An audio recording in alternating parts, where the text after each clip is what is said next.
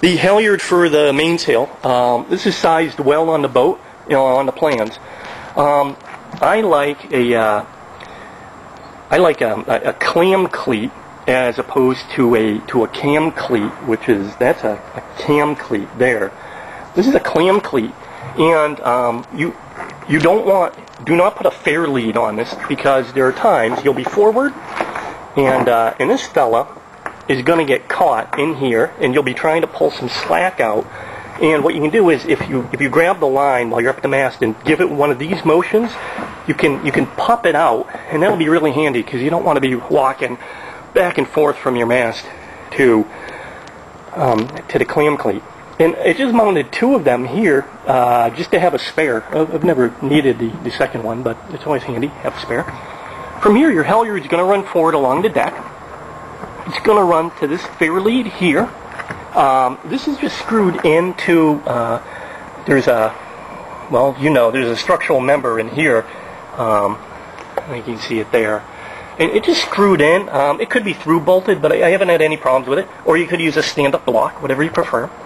And then, kind of like the snotter, it goes to a cheek block right here, which should also be angled. Mine isn't. It rubs a little bit. And from there, your halyard runs up to the top of the tabernacle, and then it runs up the side of the mast. And what you want is you want some fair leads on the side of the mast. The unstayed mast whips around a bit, and the boat tips back and forth, and this halyard is going to get wrapped around things if you don't control it. So I have a fair lead here, and then it continues running up the mast, going towards the masthead, and there's a second fair lead on the side of the mast. I think you can see it from here. And then it goes up to the masthead. And at the top of the masthead is a sheave. I'll show you that in a minute. And then I also have 2 dumb sheaves for a spare. And then your halyard just runs down, and I'm using sail track